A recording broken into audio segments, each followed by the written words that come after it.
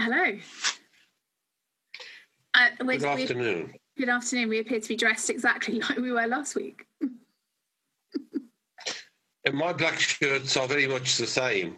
I don't have a range of colourful shirts. They're all kind of black, really. Although actually I find I quite often wear the same thing on same days of the week. Not intentionally, just by accident. That's worrying. That's, in my previous life, that was known as obsessive compulsive neurosis.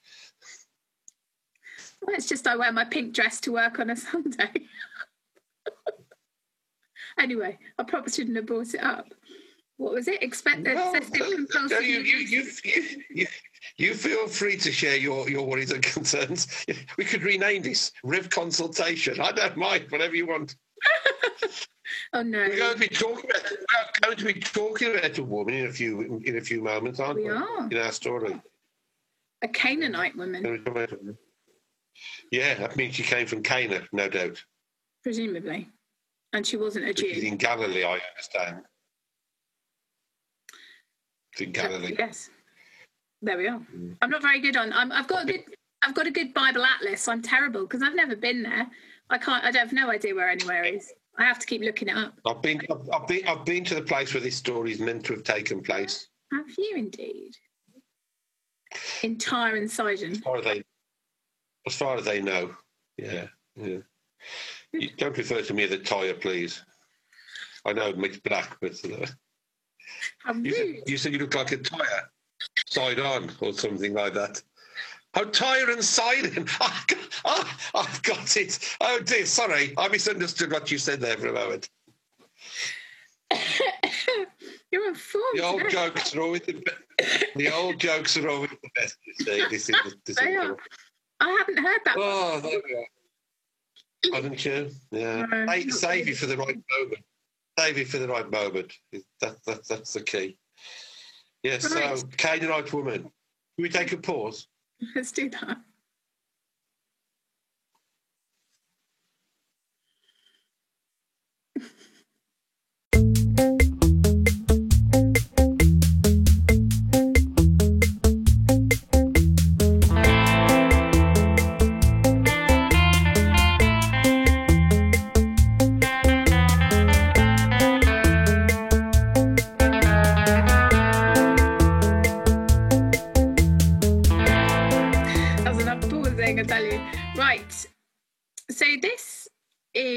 For the 10th Sunday after Trinity, maybe even 11th. Hang on, I'm getting lost. Yeah, this is the 10th Sunday after Trinity. And we're still in Matthew's Gospel, and we are Matthew chapter 15, verses 21 to 28. So I'll read. Jesus left that place and went away to the district of Tyre and Sidon. Just then a Canaanite woman from that region came out and started shouting, "Have mercy on me, Lord, Son of David. My daughter is tormented by a demon." But he did not answer her at all. And his disciples came and urged him, saying, "Send her away, for she keeps shouting after us." He answered, "I was sent only to the lost sheep of the house of Israel." But she came and knelt before him, saying, "Lord, help me." He answered, "It is not fair to take the children's food and throw it to the dogs." She said, "Yes, Lord, yet even the dogs eat the crumbs that fall from their master's table."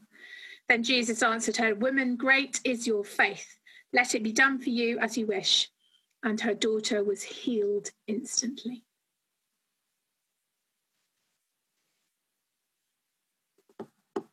It's a weird story, this. Oh, I don't know. It's a meeting. Is it a chance meeting, do you think? Or was it planned? Who knows?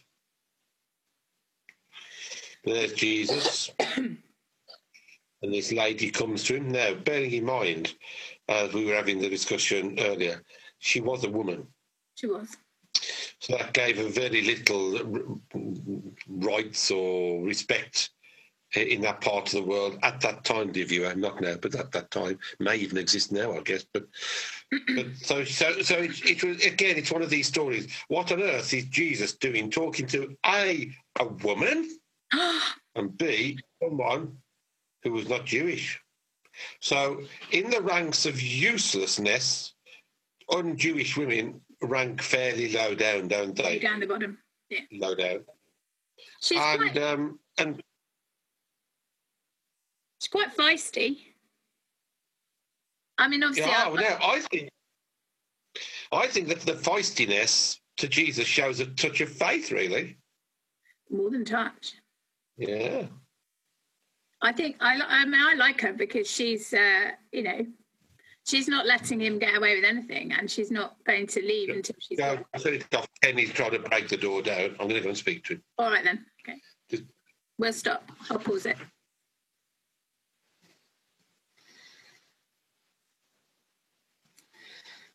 We were talking about feisty women, weren't we? She doesn't... We were. I mean, I don't... Is she? No, I think there's quite a bit of wit and humour in that as well, though, isn't there? The way she responds. She's quite happy to, not to back-chat with Jesus, but to, not just to be put down or to be, rubbished.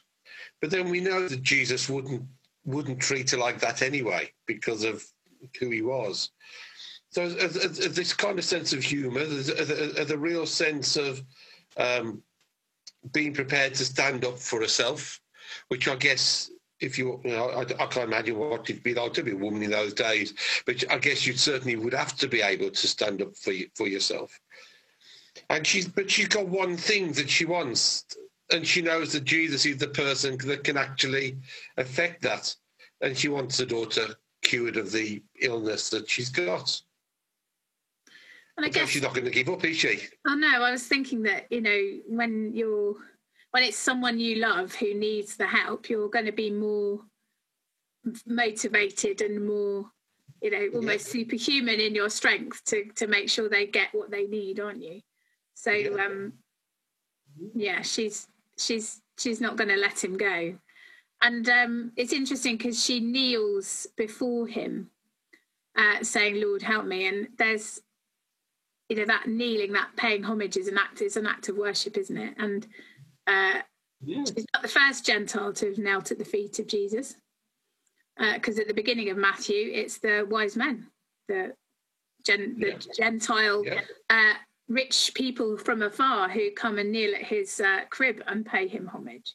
So there's something about the recognition of people who weren't necessarily supposed to get it. I mean, I guess if we take this idea that Jesus himself says here, that the point is he's come to redeem the lost sheep of Israel. He is part of God's plan for God's chosen people.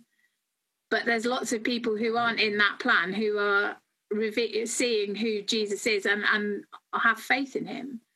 And of course we know, because the Great Commission that comes at the end of Matthew's Gospel sets aside that special relationship in a way, and Jesus says, "Go and make disciples of all nations." So Matthew's Gospel is that sort of transformation. Well, they all four Gospels, 3 Gospels. Dear, losing my credentials. All 4 Gospels have that sense of transition, don't they? Of Jesus's purpose being initially for Israel and then consequently for everyone.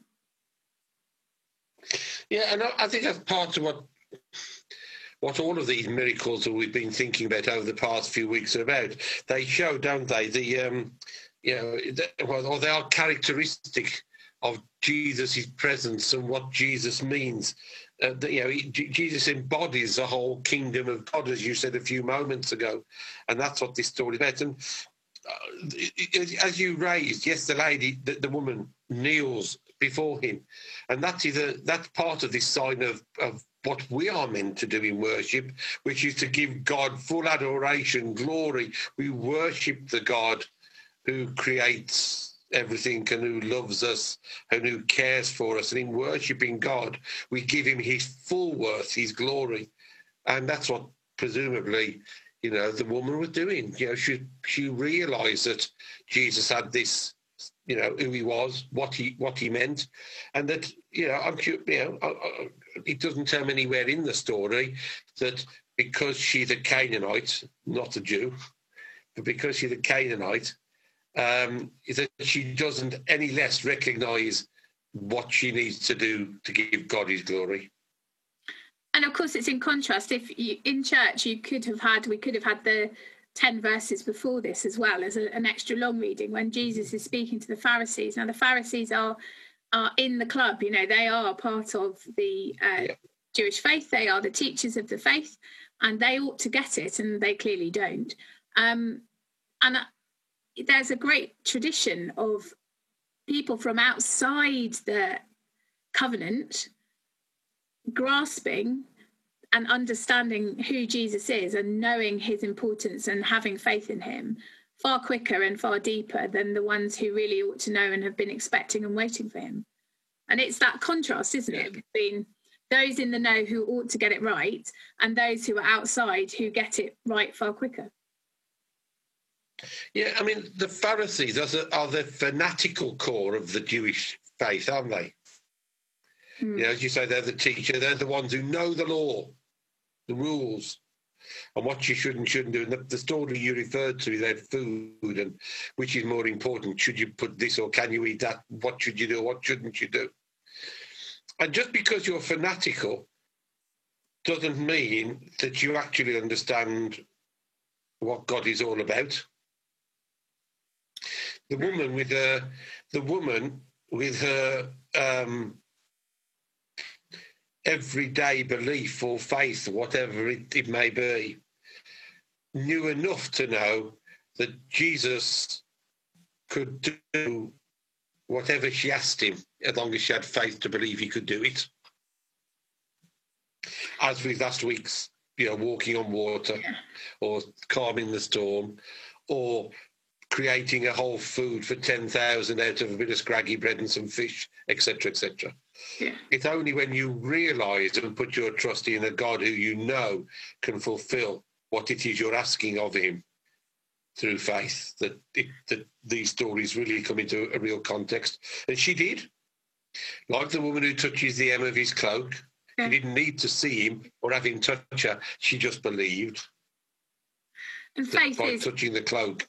Yeah, and I think it's really good for the church to remember that faith is not something that is just kept within the walls of the church or the walls of the establishment or the walls of the tradition, that actually faith lived out day by day that produces love and action is what we should all be doing. And often we are shamed and embarrassed by the lack of faith that we display and the huge faith that others who are seen as outsiders or not in the fold or whatever you like to say are displaying. And we should be really, you know, keep our eyes open for it, because otherwise we become like the Pharisees. We become like, well, it's always got to be this way.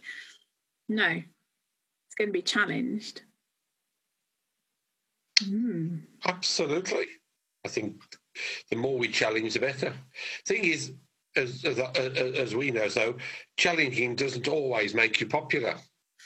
But then, as my good old friend Mac used to say, life is not a popularity contest. And faith demands things of us, and that's a challenge in itself. And the woman knew she had to challenge Jesus. And let's be honest, when he first came across, he was quite brusque and rude, wasn't he? So she gives him what for, doesn't she? And answered him back. Well, the disciples want to send her away because basically she keeps going on and on. So they're you're not about the disciples again, are you? Yeah, I'm not going there. You're not going about the disciples again, are you? Oh, poor disciples. No, they're just quite rude. But Jesus, you're right. He's not massively compassionate, or at least he doesn't give the impression that he is. But then he is at the end. So. Yeah, well, that's because she's probably said to him, "Oh, you are the Messiah, aren't you? Aren't you meant to help me?" That's what we get told all the time when somebody knocks on my door demanding something. You are a Christian, aren't you meant to help me? Well, there are many ways of helping people. And I'm sure when Jesus is a bit, you know, and she says, well, come on, you are the Son of God. And he does promise that when we ask in faith. And actually this story is immortalised in one of the prayers we say before communion. We are not worthy so much as to gather up the crumbs under your table. But you, Lord, are the Saviour. Nature is always to have mercy. Prayer of humble access, isn't it? Yeah. Absolutely is. So that's probably what we should take away, a bit of humility. Humility. Kneeling and before God. Faith. Yeah. Humbly, that's the word. Humbly before God. So there we are. Excellent. Lots to think about. Lots to think about. Do you want to do the ending? Would you like to do the ending? No, you did so well last week. You mean earlier this afternoon, you mean? Yeah, well, whatever. I'm very confused now. I'll leave it to you. Bless you. You can follow us on After Me. You can find us, as you already know, on YouTube, on Facebook, on Twitter, on Instagram at Bedminster Team. You can find us on our website, bedminsterteamchurches.org. We're pre-recording a couple of these because I'm about to go on annual leave, but keep in touch. We will be here all through August and well into September.